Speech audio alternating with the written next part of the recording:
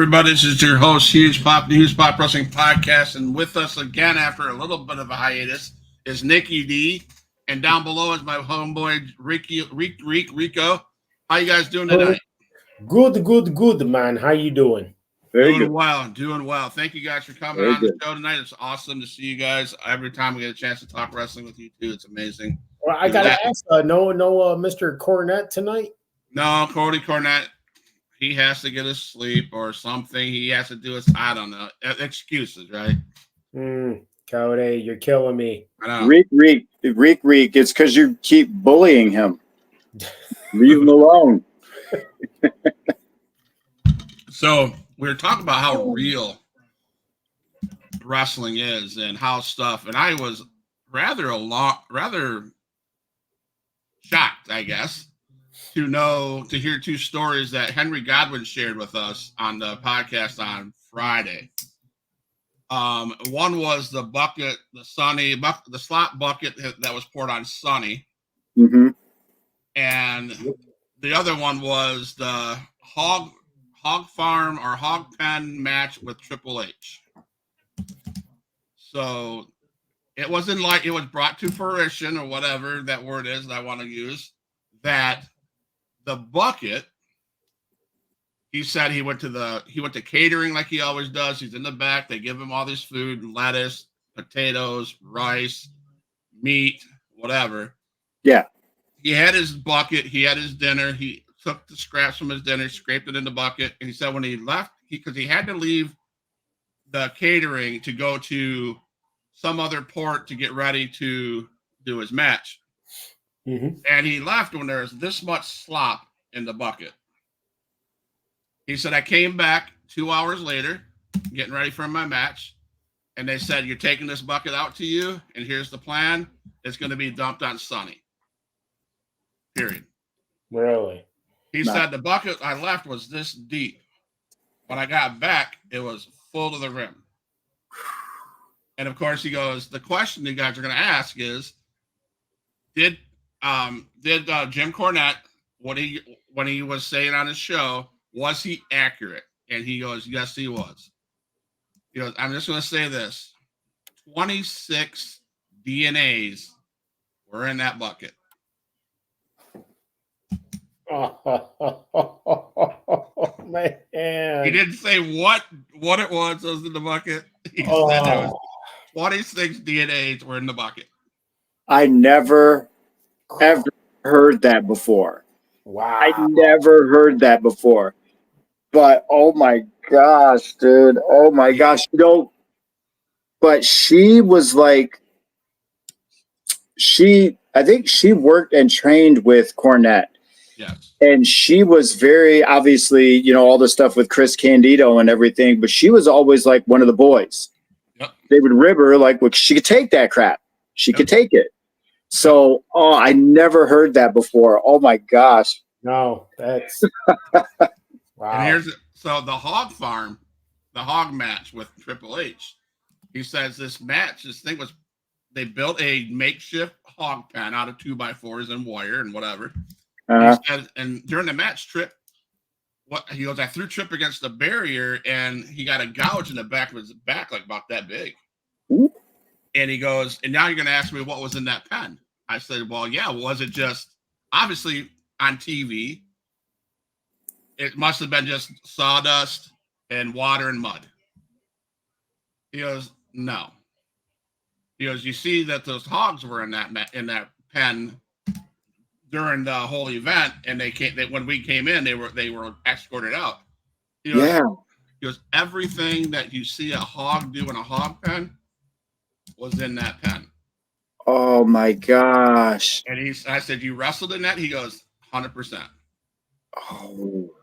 And he goes, we got to the back, we rinsed Triple H off, we got him to the medical thing, and we got that gash. Oh. Because we didn't know if it was infected or what. But oh. Wow. Shared that with probably like Triple H the whole time during that match, like, I gotta get this off. Can you imagine that? Oh my gosh, dude. Yeah. just the smell too. I mean, you don't appreciate it if you're watching it. You're watching it, you don't have the smell, but when you're live, you can you can definitely smell that. Man, I feel like I remember that match, just not very good. I don't remember it very well. No, he had lots of stories to tell, and it was amazing to hear what he had to say. I mean, he rode with Undertaker all the time in China. He was best friends with China. Awesome stories about China. Awesome stories about Undertaker. Undertaker called what it was in, I think, 2020, his final Survivor Series, or 20. Yeah. He demanded BSK, which would have been with Henry Godwin. He wanted them on that show for his farewell. So him and Henry were pretty good friends and stuff like that. So I was actually just watching that too. I was rewatching it. Yeah, go back and watch it. That was a very enlightening show, and he did share with me. He said that he wanted to come back in December, and he was going to call Phineas this week to come on the show. So that was pretty. Man, that's super cool. Those are the stories you don't have access to. That was before you had smartphones, but people had their little disposable cameras, but they weren't with you on the road. Nope. And all those stories are like gems, man. 100%. They're gems. I used to love listening to the boys that you would meet that were, they were on TV and working in WWF or WWE or WCW, and they would just blow your mind to listen. Just sit there like a kid, like, wow. So that had to have been awesome. That really had been awesome. Because I feel like they have the best stories, just because, like you just said, it was before all this recording, all social media, all the secrets out. Yep. So it's nice to hear what they have to say. Yeah. Oh yeah.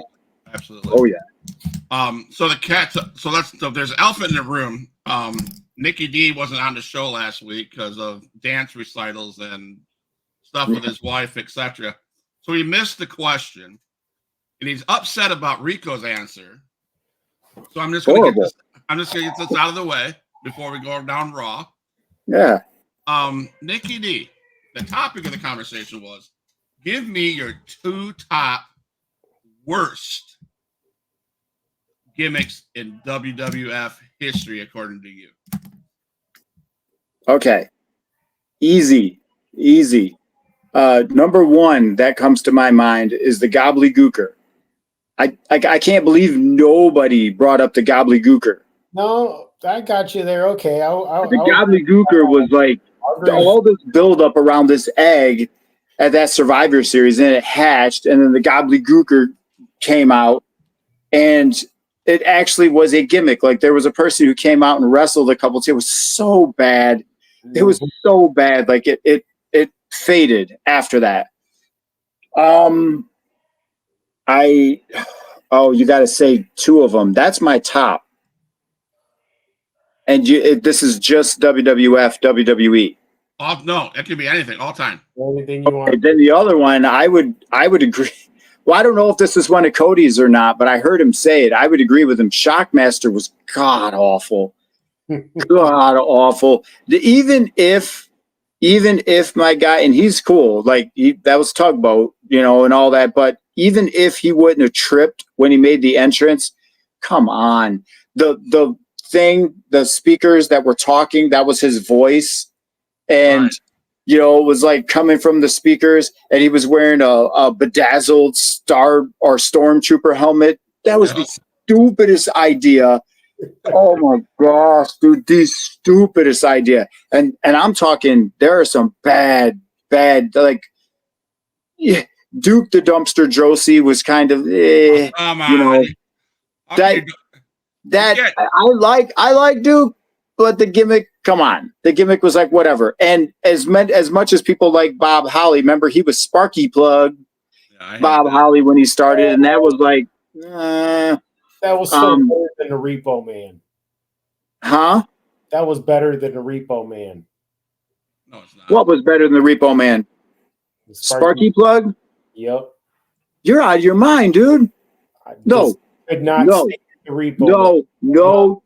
No. Those video segments they did of the Repo Man, where he would like take people's cars, and they would come running out there like, hey, and they filmed those were so cool. They were like on Saturday mornings, man, get out of here.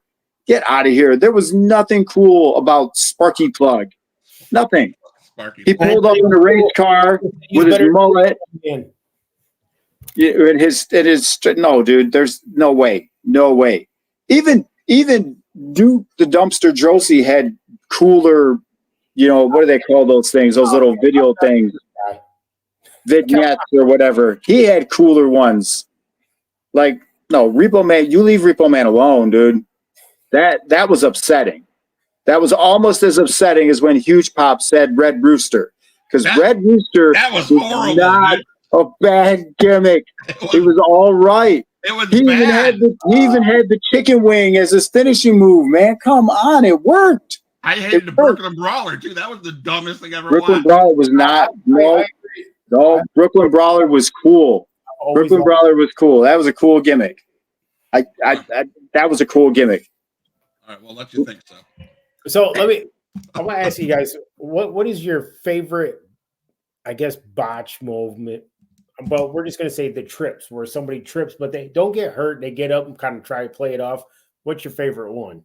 It would have to be the referee running down the freaking aisleway at that WrestleMania in that blue shirt. Little guys like this, and he flatly. I can still see it. It's like, boom, he's like almost flies underneath the ring. That was a good one. And my other one was with LA Knight and The Fiend. Remember a couple of years back when I can't remember who fell, but they had to like bounce over a little bit to get in place so LA Knight could jump. I don't know if you go back and watch that. I don't remember that.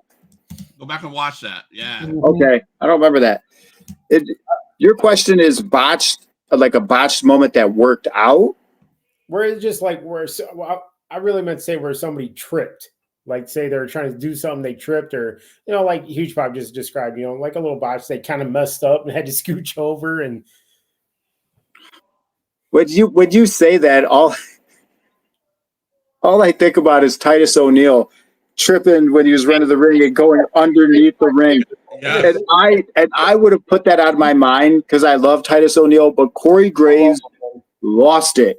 Corey Graves lost his mind for like an hour. He couldn't stop talking about that and laughing about it. And that's what makes it so memorable to me. Like, oh my gosh. Corey Graves is awesome. I love Titus O'Neil, but that was by far my favorite one because he like full blast slides underneath the ring.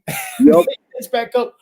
I was like, that was so good. That had to be part of the thing, but it wasn't because he came back out and but there were things like I can remember stuff that happened that was like not funny. Like there was a tag team. I remember my wife and I were watching it. We caught it when it happened. It was on a Raw. And it was when you still had Charlie Haas and Shelton Benjamin were like, what were they called? Like the world's greatest tag team or something like that. Yeah. And they came out, and that was when Lillian Garcia was a ring announcer, and she had announced them, and she was getting out of the ring, and she carries a mic, obviously. And Charlie Haas came in, like Shelton Benjamin came in and went over to the turnbuckles, went up. Charlie Haas came in and just was all amped up, and he ran into the ropes. It went off the ropes, and I heard the mic make a sound, and I was like, oh, crap. And then I heard like a scream because he hit the ropes and he knocked her. She didn't expect it, and he blasted her, and she flew off the apron, and she fell down and broke her arm. Yeah. Live TV.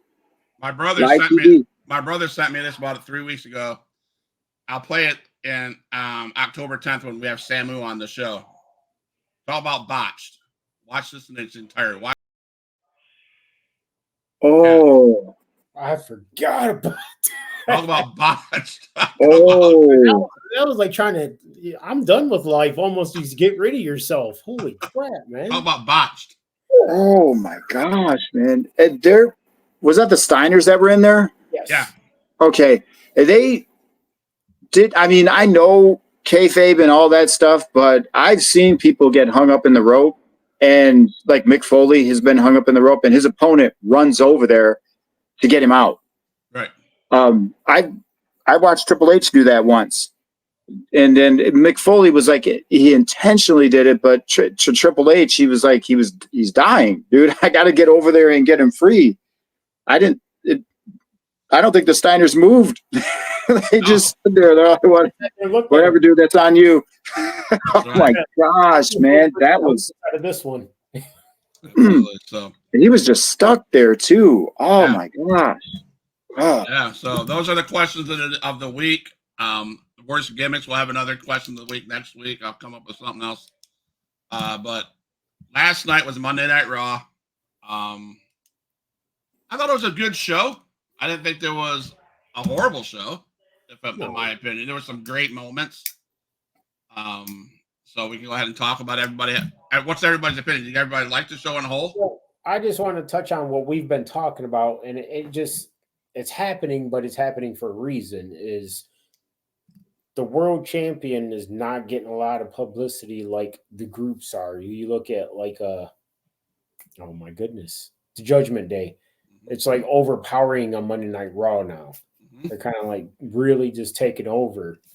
Mm-hmm. And you don't really like you had that little segment with Gunther and Sami Zayn for a couple minutes, which is nice, and I like that story because Sami is the one who dethroned him for the Intercontinental. So, it's like, hey, let's see if he can do it again. Mm-hmm. But when I was watching, I was like, this. It just reminds me of back in the day when you had the groups, the factions that you didn't care who the champion was. You just wanted to see what they were doing next. Right. Mm-hmm. Yep. But and I think you said this on the show last week, which I agree with you too. Huge Pop. That's a good problem to have. If you have that much talent, that is you've got it from beginning to end, and some of it takes away from the champions. Yeah, I mean, that's not a bad problem because they should be. It's hard to say because the champion should be in the limelight, but at the same time, it's a different era. When you go back to when you had like Hulk Hogan, okay, I'm just going to bring him up because he would always, and I don't want to speak ill of him, but he played politics. Yep. He played a lot of backstage politics, so that the limelight was on him regardless. He had to be the center of attention. He had to be the focal point. He had to be involved in this and involved in that. It was always about him. And if somebody else was getting popular, or they were starting to get, they were starting to get a pop from the crowd and stuff like that, then there would be a way to get them together or to get them to go away, which is what Cena was always accused of. And I didn't understand that. The only time Cena really buried any good, promising talent was the whole thing with NXT. Not NXT. What were they called? Nexus. Was with Nexus. That's the only time I ever seen John Cena do that. But I mean, I don't know. As champions, that was back then. But then champions now, you have to draw. Like, you have to be a champion that draws. You got to do it on your own. You have to be like, you got to be a champion that people want to see. Correct. I hate going back to the Roman Reigns thing, but when Roman Reigns showed up, then, like to quote JR, business would pick up. It always pick up because people wanted to see him. They wanted to see him and they would instantly pay attention. Yep. So part of it's the champions.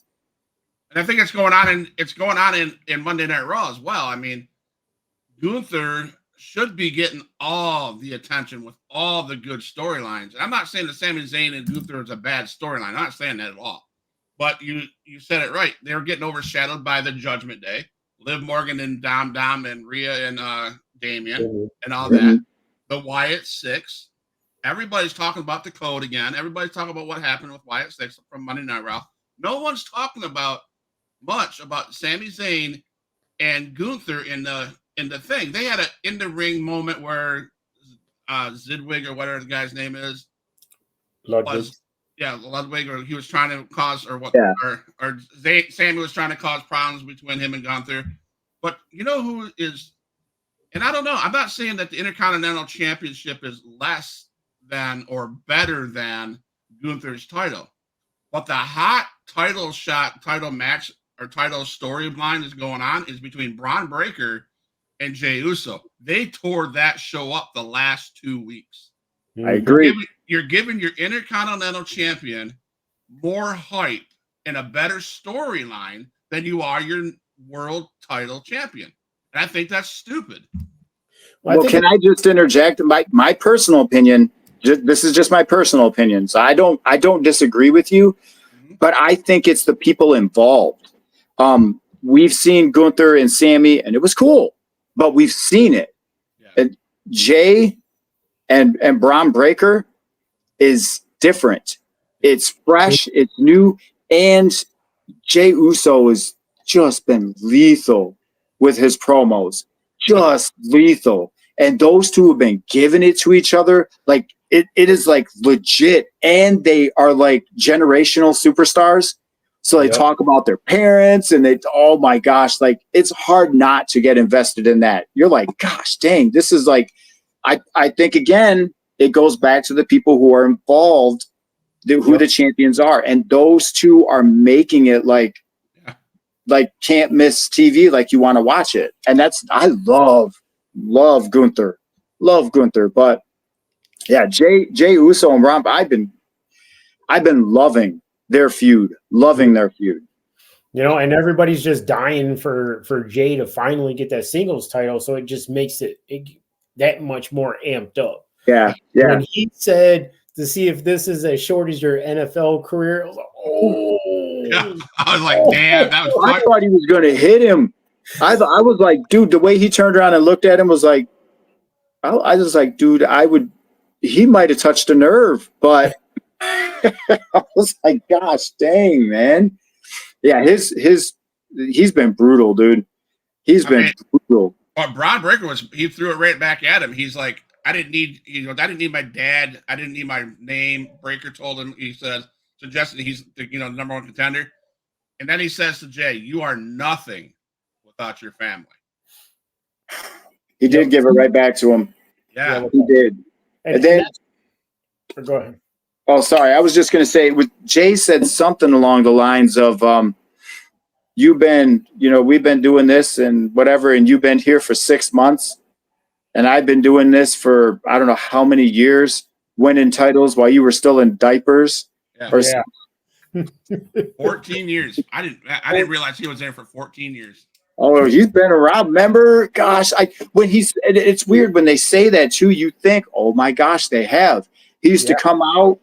That was back when they were barefoot still. When they were like doing the legit like Samoan thing, and they would do that dance and stuff when they came out, and half the face was painted. Look how far he's come, man. Wasn't it? Yeah, Tamina used to come out with them too. Yep. Back in the day. In the beginning, was Tamina with them? I believe it was. I thought it was just those two in the beginning, but that was so long ago. I don't know. Yeah. Well, no. I just think that storyline is hot right now. Of course, you got Braun Breaker, he's just phenomenal. Yeah. Usos. But this is a topic on TikTok last night. Braun Breaker beat him down last night. And then Jey Uso came back and speared him at the end. No, that was Jey got him first, and then Braun came back. Yeah, he was coming down. He was coming down to the ring, and out of nowhere, right, he speared him so hard. I thought his soul left his body. A lot of people are saying we got our answer, and who's going to win that match at Bad Blood? Inclining that there's no way you're going to take the belt off Braun Breaker. You're going to give Jey Uso the loss. Is that best for business, or does Jey need that title this time? I think it would be nice to see Jey get the title. I don't think he necessarily needs it. It would be more of a push for his career because, like I said, everybody's been dying to see him get that singles title, and he has yet to get it. And he's tried a couple times, but he has not gotten it. So he don't need it necessarily, though. I would like to see this feud go on a little bit longer. Like Breaker wins this one by maybe DQ or something, and But like a trilogy type thing, kind of like what you got with CM Punk and McIntyre, kind of like that. Look at like Andrade and freaking Carmelo Hayes. They had a best out of 5. It turned out it started off with just a match, then another match, and then they started going at each other, and all 5 of them are good matches too, man. All 5. You could, you could. I don't know. To answer that question, Huge Pop, I don't know. I don't know if Jay needs it, but I don't know if it'll hurt him if he doesn't get it. Right. If it'll hurt the hype. That's hard to answer. And then I don't know what's going on with if they're trying to just do this until, they do something with the Usos again, like when Jimmy comes back. I don't know, but I think as a singles competitor in the beginning, you're like, oh, that's cute. Yeah. He's doing things on his own. And even I was guilty of not really taking the run serious.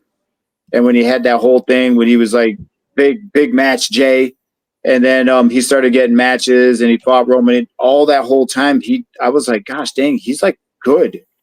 I didn't realize, I didn't take him serious, but he's good, really, really good on his own. Yeah.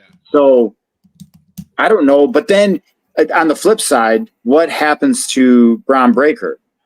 If you take the belt off him, unless like Reek said, you turn it into like a best out of 3 or something like that. So it's tough. Jay is like, I think Braun Breaker probably needs the belt more than Jay because Jay Uso is established already. Yep. So he probably doesn't need a belt, but it would be really cool if he got one. Right. Yeah, I agree. He doesn't really need it, but I'm going to use the phrase to finish the story, right? Yeah.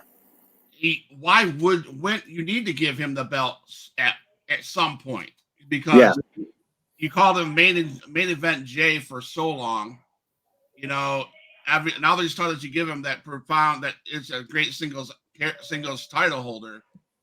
So he has to win it sometimes. Does he have to win the Intercontinental Championship? No, I don't see him beating Gunther, but does he really? I think he needs it to finish that part so we can move on to Jimmy and Jay and get those tag team titles again. Yeah. And I think if he can get, when I talk about Jey Uso, none of this Rhea Ripley, Jey Uso relationship makes any sense. If I felt like he got thrown into it, so it's a little awkward because now he's trying to do Rhea Ripley and Braun Breaker at the same time, and I think they're overutilizing. If that makes any sense. Yeah, it does. Yeah, I know you guys. You brought this up before too, and I know Cody was saying. I'm pretty sure it was Cody who said that it was something that was hinted at, or it started a while ago, or whatever, like Survivor Series. I don't remember when it was, or something like that. But to me, this seemed like it was just put in there. It's weird. It's weird. I shouldn't say weird, but I don't. I'm not jiving with it, I guess. Well, it's sorry.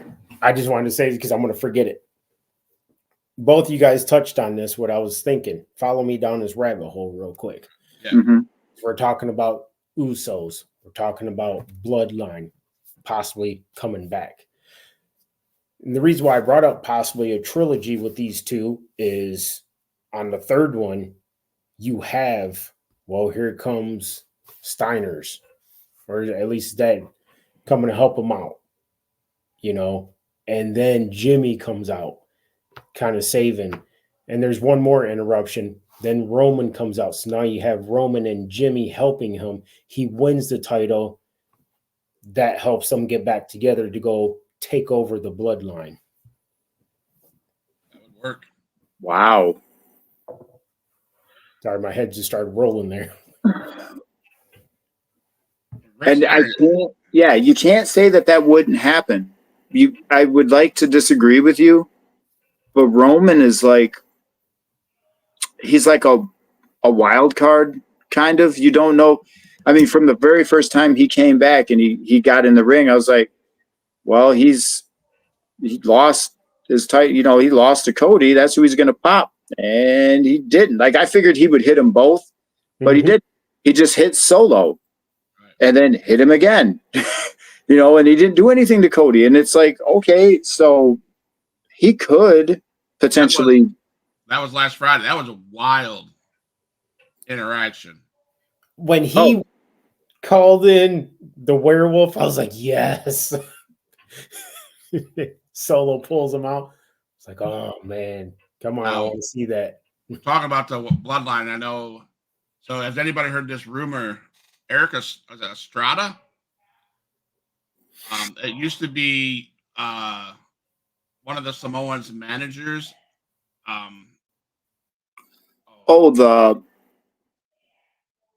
think I know what you're talking about. I thought I saw that online. It's supposed to be the first female, allegedly could be the first female member. No. Manager Estrada. Hold on. Okay.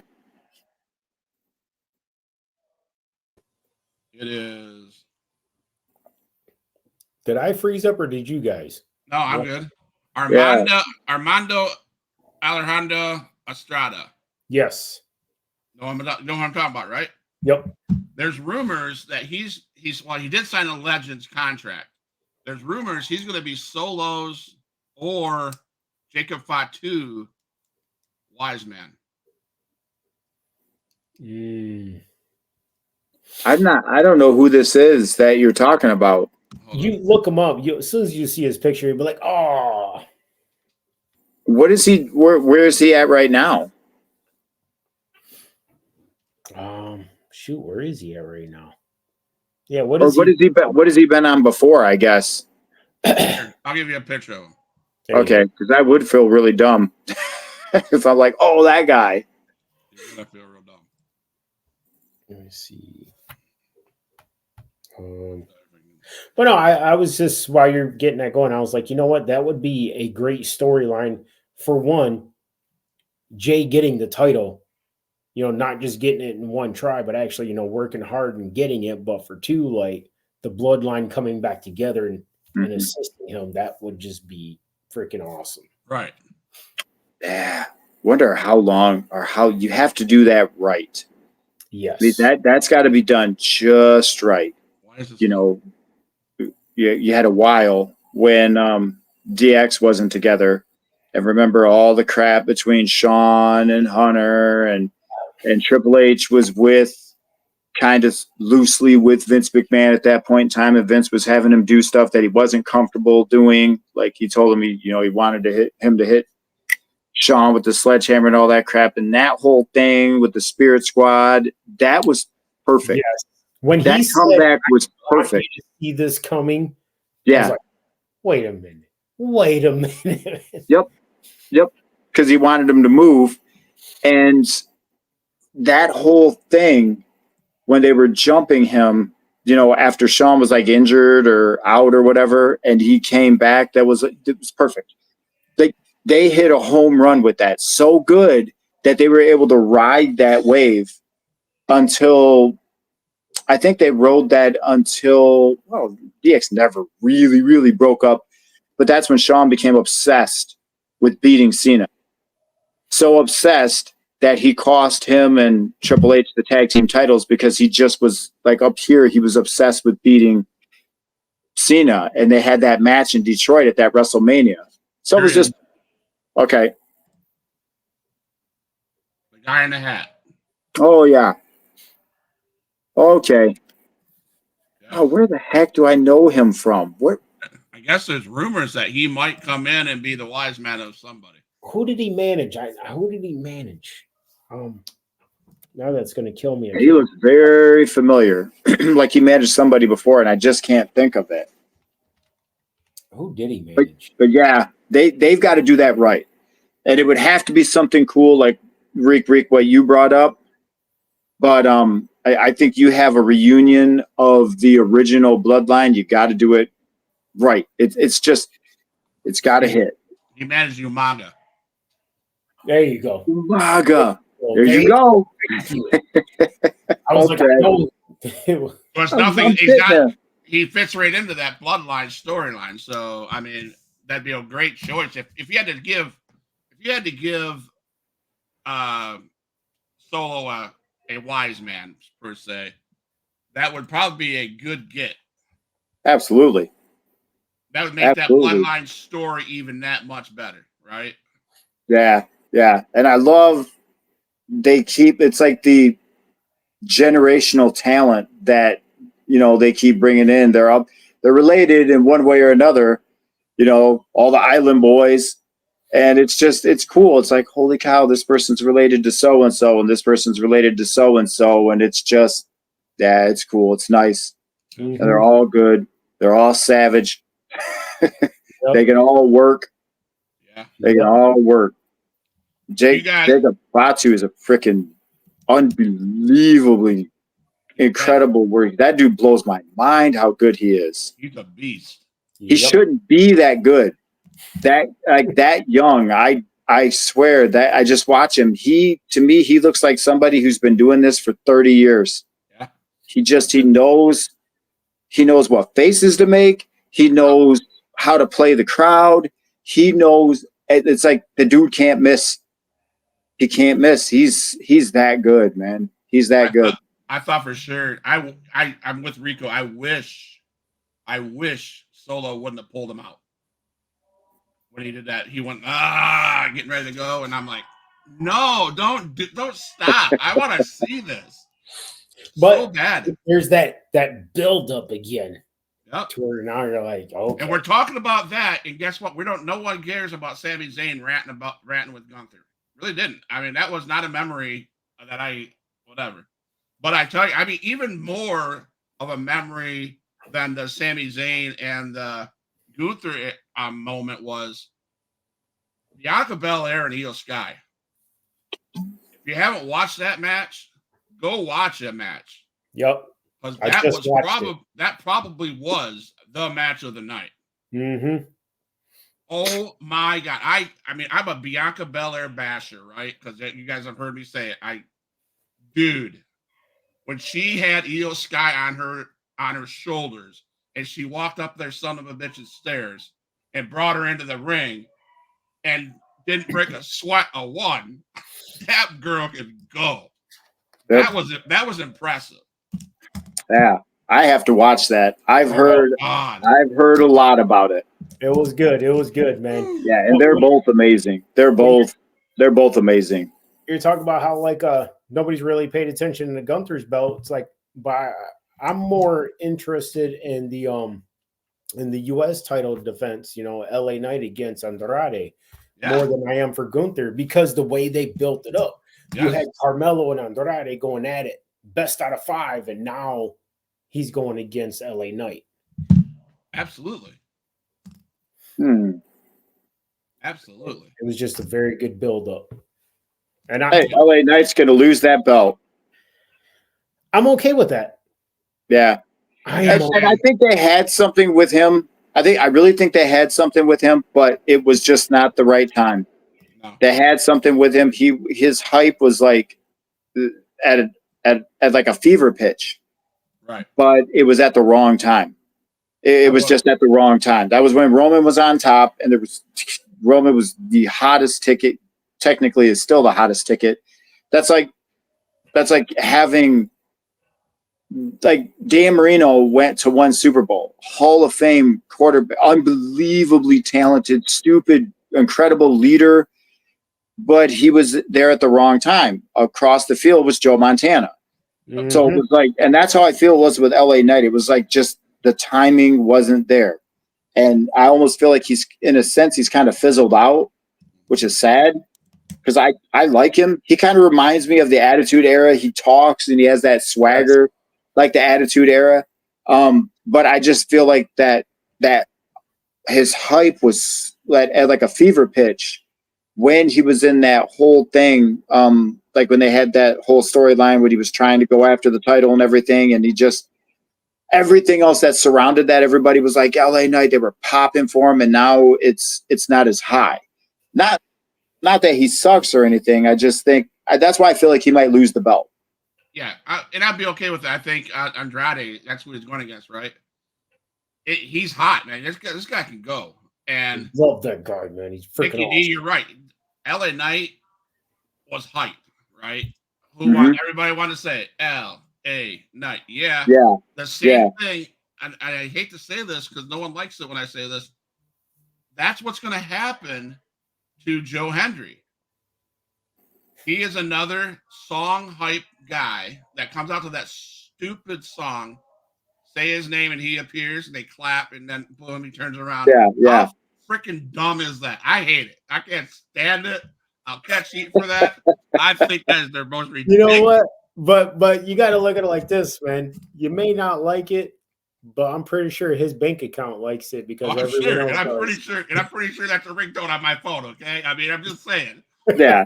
But, But it's gonna die out because you got to be a guy like Braun Breaker, like the Seth Rollins, and I guess I don't know.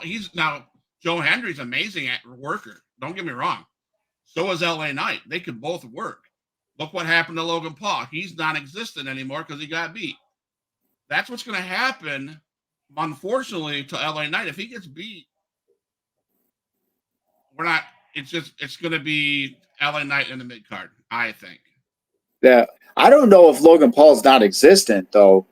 Well, because it was more his character really than anything. He's like over the top, larger than life. He's obnoxious, and he just gets over with people, and then other people hate his guts. But what are you going to do with him though? That's what I mean by not. What are you going to do now? He's not worthy of any of those world titles. No, but with the talent, he has the talent. You can put him anywhere. I think he'd be okay. Yeah. He's surprisingly, and I know he's a YouTuber, so I guess it shouldn't shock me, but he's surprisingly good on the mic. His promos are fantastic. I think you can put him anywhere. I really do. I think you put him anywhere, and he wouldn't fade away. You have to know how to adapt. Like you got to know how to adapt. And sometimes when you're this, like, that's why sometimes people are they're baby face, and then they'll turn heel and they'll do this. You look at somebody like The Undertaker who perfected his craft. And for all those years he was in it, he was like the dead man. And then he would change that up a little bit. He had the gloves and he didn't wear the gloves, and then he had tattoos. And then, he used to have the purple under his eyes, and then he didn't. And then he wore the mask, that whole thing. And then he was the biker. And then he did that for a while, and then he went back to being it's just knowing when to pull the trigger, and you got to be creative. You it's hard, man. The business is hard. And what you're talking about with what's his face, that's like say his name and he appears. Reek, you probably be annoyed with me, but I agree with Huge Pop. I do. I'm sorry. I do. It annoys me, and I think just because all the people are behind it and stuff, and they're like, yeah, I'm like, that's cool, that's fine. And it's nothing against him, but it reminds me of like all the hype like Daniel Bryan had, and it isn't going to last. It's just say it with me. I believe in Joe Hendry. No, I'm not. I'm not. I'm not saying that with you. Oh man. No, I get what you're saying about the gimmick, but it's catchy. It's catchy, and it will fizzle out after a while. It's not that. Yeah. It's not something that's going to stay around for a while. Like it's not like a Roman Reigns where he comes on and throws up the one and everybody goes crazy. It's. But look at all these guys, and we've said this before. And I'm probably just regurgitating, the same thing, but. The ones who really get it are the ones who put themselves within the personality. They put themselves within the gimmick, if you will. It's a little bit of themselves, but like with the volume turned all the way up. So when Roman Reigns, you got to like Roman Reigns is not the Roman Reigns he was back when he was with the Shield. He's not the Roman Reigns he was when he had that square off with Cena. But what Cena did when he pissed him off is he pulled that out of him. That Roman Reigns promo that he did right there, you think about it, that was him. That was him. That's how he talks now. That was him. So he got him to go off script. And he actually, in a sense, even though he was like burying him and stuff like that and ate him alive with his promo, in a sense, he did Roman a favor because he made him mad and he pulled the real Roman Reigns out. It's got to be authentic. It's got to be you. It can't be like the gimmick, like we say, you know, just the gimmick or whatever. It's got to be you. It's got to be some of you in it. You know, that's like The Rock said. The Rock's like, you know, The Rock is Dwayne just turned up times 10. There you go. That's all that is. That's all that is. John Cena has been himself. That's why he was able to make that crap work, because he was always authentic. He was always him. It was easy for him to be himself. You know what I mean? Like some of these guys, Shawn Michaels when he came out all those years, when he was a spoiled freaking brat, he was champ, he was an arrogant prick and all that stuff. Guess what? Shawn Michaels a spoiled little brat, arrogant prick in real life. That's why it worked. You know, now that was before he changed and you know, converted his life to the Lord. But back then, everybody hated him and he didn't care. Yep. He didn't care. So it's just them. It's just them. You're talking about Roman Reigns. Were you talking about what happened on Friday night? His interaction with Cody in the ring. Did you guys see that? No, I still got to watch that. Oh, no, I saw that. Cody, and that was epic. It was a battle between each other, and it was, I mean, because Roman Reigns comes in there and says, I am the only tribal chief. I am the original tribal chief. I don't need the belt. I need that alafu or whatever you call that around my neck.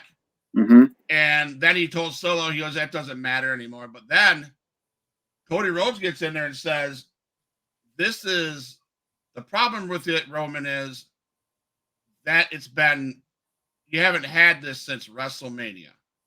Mm-hmm. And he goes, this is not your ring anymore. This is mine. Blah, blah, blah. And it's just amazing stuff. It's just mic work by both of them. And of course, Roman's like, oh, God, he's been doing this thing with his, like, you know, and stuff like, he's going to pop. He's going to snap. He's going to snap.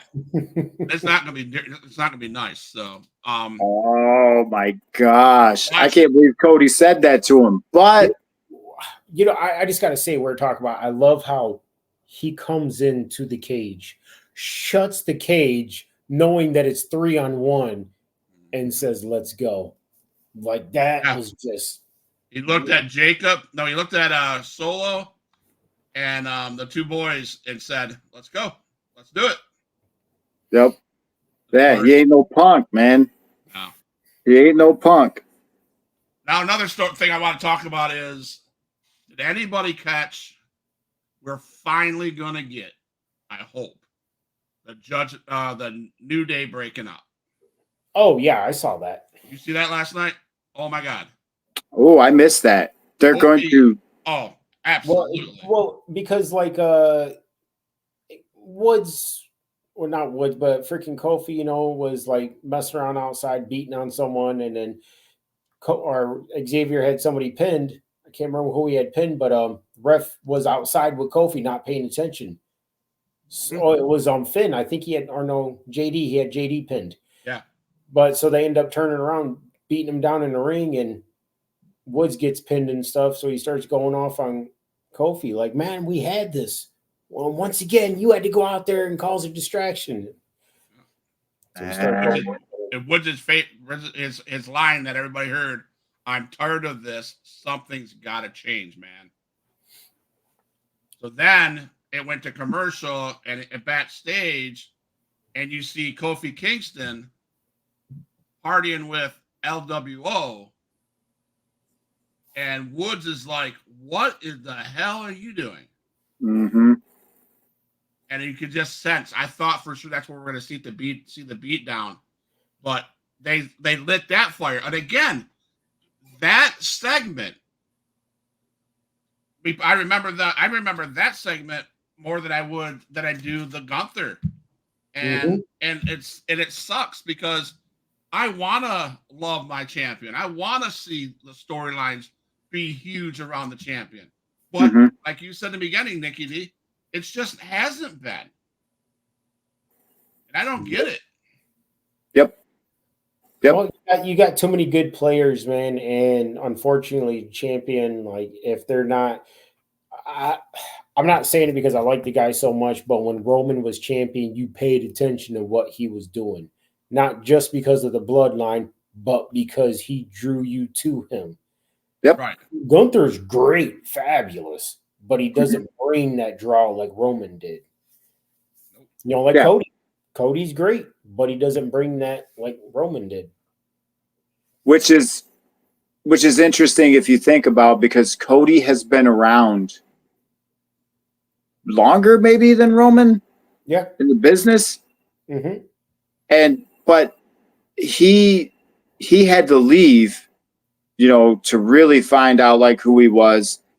And then he came back, and then everybody was, it's like Jim Cornette says, which is true. How can we miss you if you never go away? You know, and he went away and he became better for it. And then he came back, but it's like, I don't know. I just, whatever they saw in Roman in the beginning, whatever Triple H and them saw, it was like nobody could see it in the beginning. We're like, quit shoving this guy down our throats. Quit having him win the Rumbles. Quit doing all this stuff. And then it clicked in his head. He figured it out. And now it's like, hey, can you please put this guy on television more? Like, can you hang out even though you lost your belt? Can you not retire? It's just right. He's become like that. He took the torch from Cena, and yeah, he's like must see TV. And these, you know, and again, it's the story too. Part of it's the story. Gunther is must watch TV. I know his matches are insane. Maybe him and Sammy doesn't have that spark like it did when they fought for the Intercontinental title. It just doesn't have that same spark. I don't know. That's just my opinion. And, you know, speaking of character-wise, though, Gunther really isn't the. How do I say this? Roman Reigns is the badass, right? He is the son of a gun that's going to tell you how it is. Gunther has this way of, he tells you how it is, but he's not this jackass. He's not. He's just straight up going to tell you, I'm going to whoop your ass. I'm going to tell you how I'm going to do it. And if you don't like it, that's tough too, tough, whatever. And he goes out and does it. Yeah. Phenomenal worker. He is an amazing worker. Yeah. So I don't know if because he doesn't get him. So I don't know if that's why they don't put him in or extend the storylines per se or not. I don't know. But he's a great champion. I don't want anybody to think I don't want anybody to think that I don't like him. I just think he's not in the right storyline. Yeah. He might not be. But then you have your different champions too. You have like okay, these guys were both over. Okay, they're both faces when they fought, like Bret Hart and Shawn Michaels.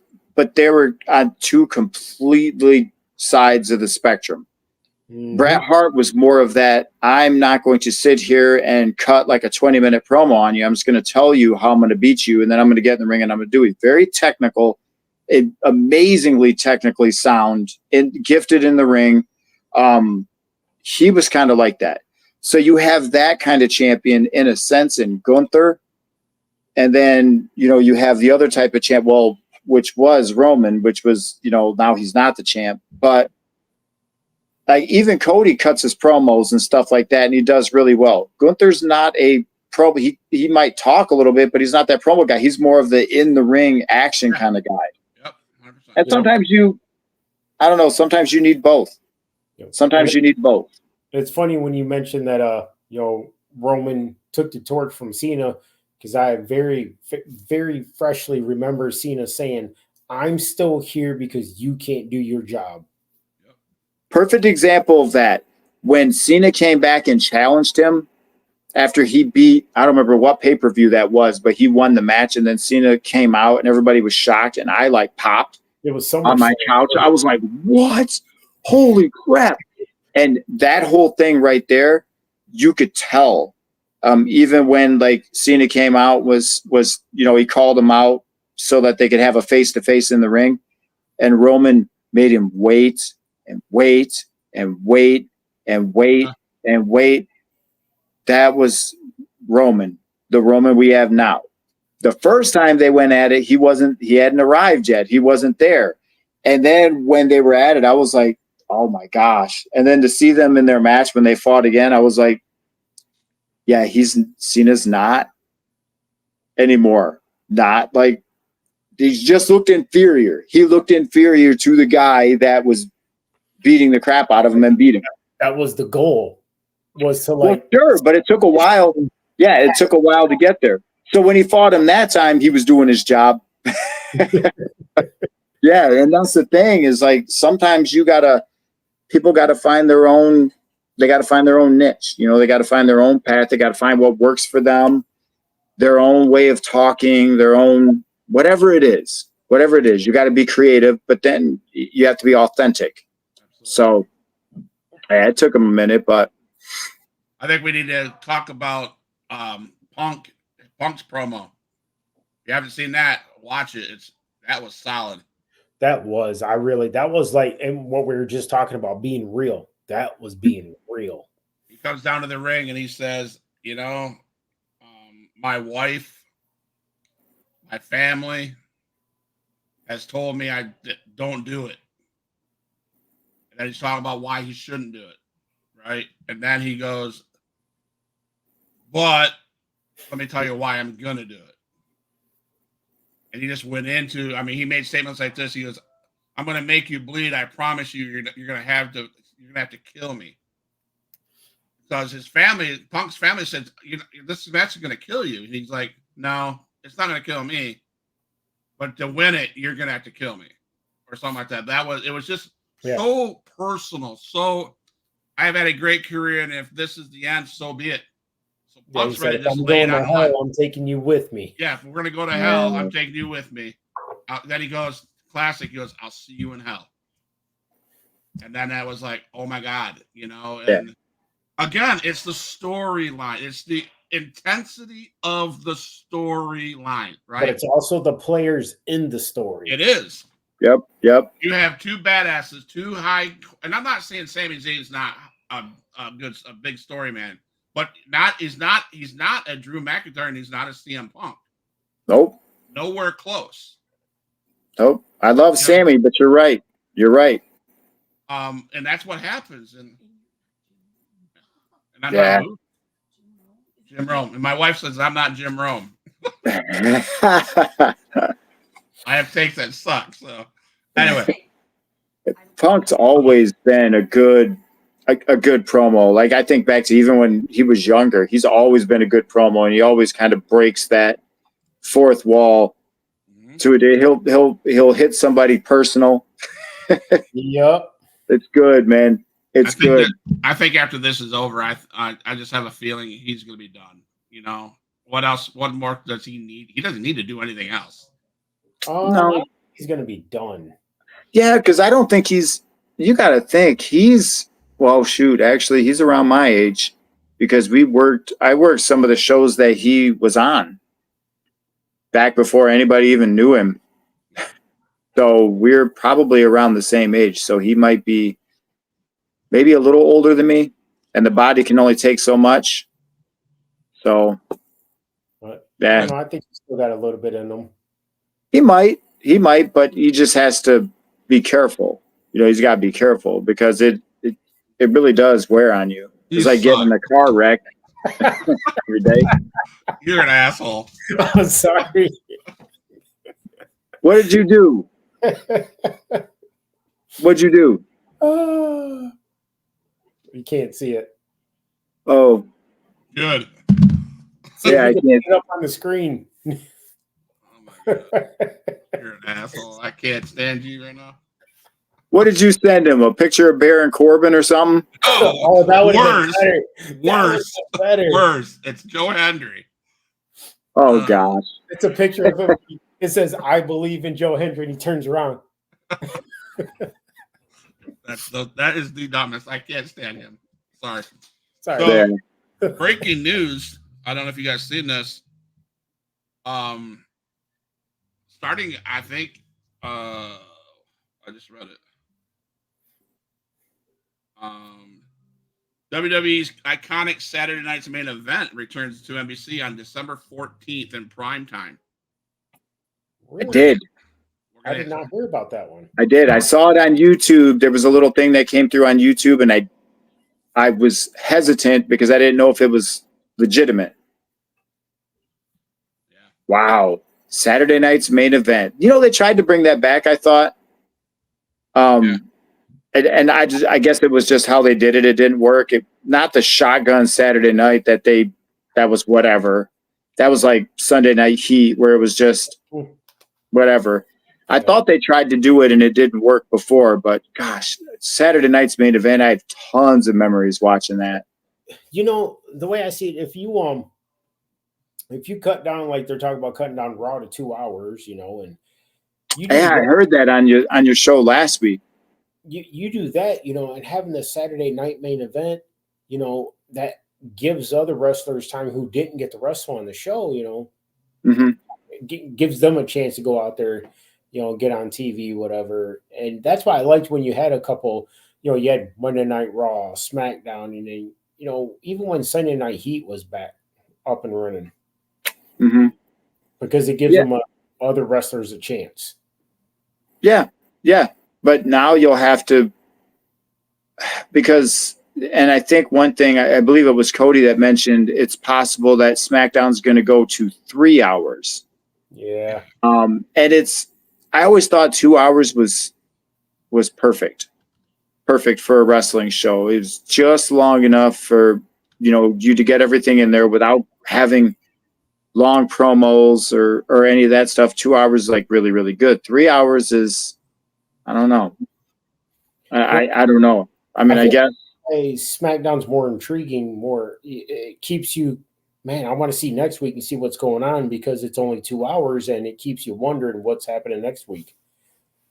True. And for some people, it's easier to watch a 2 hour event than it is a 3 hour event. And you would always expect a 3 hour event used to be special ones. Like when it was like a special 3 hour Monday Night Raw. I was at one. That was a special 3 hour Raw. They changed it after my wife and I already had our tickets. We were elated. We're, oh my gosh, this thing's going to go 3 hours instead of 2. It was so amazing to be there and to see everybody and all the stuff that was in the 3 hours. But when you do that every single week, you know, it could start to wear on you. When it was a special thing every now and then, that's a different story. So it's an hour close to past Rico's bedtime. Yeah. So I'm going to close the show with a question. Question. I posted on my TikTok. So it's a non-wrestling question of the day. Non-wrestling question, huh? If you were a candy bar, what would you be? I was a candy bar. Yeah. Oh, Nestle Crunch Bar. I'm not going to ask why.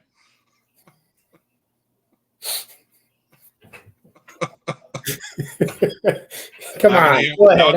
Ask why. Why, Rico? Why would you be a Nestle Crunch Bar? I'm not going to answer that. Nicky D. Such a child. So immature. Candy bar. Where did you get that from? I have no idea. No idea. You're adopted. Yeah. Guatemalan. Candy bar, probably a payday.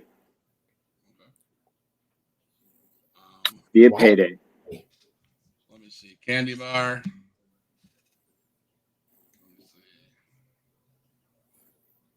Never been a fan of paydays. Mom was always a fan of paydays. Mr. Goodbar. No, Crackle. I'd have to be a Crackle. Ooh, Crackle's good. Crackle is good. Mr. Goodbar is good too. Crackle's good. Yeah, that's good. That's good. Then the last question, I think you missed this too, Nikki D. I know it's not a wrestling question, but we talked about this last week. Is a hot dog and a taco considered a sandwich? Oh yeah, you guys did talk about that. I'm sorry, taco's not a sandwich. I don't think okay, so somebody made a good point. A taco, I'm gonna say no, is not a sandwich. But somebody, I don't remember who it was, said, because a hot dog, immediately I'm like, no, it's not. But they use those same type of buns when you make a sub, and a sub is considered a sandwich. Mm-hmm. That annoyed me because I'm like, you're right. I don't remember who it was that said that. I was like, you're freaking right. So I guess a hot dog is a sandwich just based off the bread that's used. That was Cody Cornett. Yeah. So it annoyed me that he was right about that. This is how much time he has. He has no time to come on the podcast and defend himself, but he has time enough to research is a hot dog a sandwich. And he found out that in Fort Wayne, Indiana, it's a statute that, yes, indeed, by law, a hot dog is a sandwich. Oh, that's the place. Okay, because I know he was talking about there's a place where it's a law where they said, Fort Wayne, Indiana, get out of here. Okay. The hot dog's a sandwich then. I mean, granted, we're not in Fort Wayne, but it's I don't know. It's a hot dog. Yeah, it's a hot dog. Because you take that, yeah. So anyways, guys, it's about an hour or so. Rico's going to get to bed. I need to get to bed. Nikki D, you're going to get to bed too, right? So yeah. Now you're going to go probably work out and dance a little bit in the garage and stuff like that, I'm sure. But that's cool, though. So now are you and your wife, do you guys dance in competition, or is it your daughter that dances? Our daughters do. My wife and I have, we've gone to some classes because they pull us in. I did competitive dance in my high school years, and my wife also did. So and I actually was in competitive dance with one of the owners of, ironically, one of the owners of the studio that our two youngest daughters go to. So we've pulled into some classes, and I'm like, I'm too old for this. Is it on Brenda's Dance Academy? No, it's down the road from that. Brenda's is no longer open, but we both went to Brenda's. Yeah.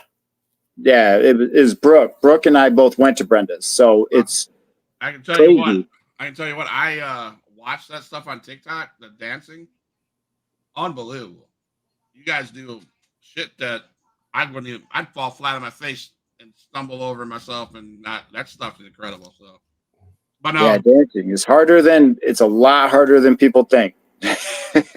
Awesome. So, Huge Pop Wrestling Podcast. Those that are watching on Facebook, please hit the follow button, subscribe button. Yes. Those are on YouTube. Please follow and subscribe. Trying to get those numbers up. Twitch, same thing. We're now streaming on Kick. If you're on Kick and you're one of the two people that are on Kick, please hit the follow button. Please, and thank you. You guys keep it going. And there's a lot of good stuff coming our way. We have Samu in October. We have Alex Portillo, Pug. He's coming in October. I'm working on a couple other legends, a referee, and some other legends that I'm working with, and I'm trying to get them on the show. So, and of course, we always have our Tuesday show where we recap Raw and whatever we want to talk wrestling. So I hope everybody enjoyed the show. Again, thank you, Rico. Thank you, Nikki D. Thank you for being brothers. I love you guys. And Huge Pop Wrestling Podcast is for life.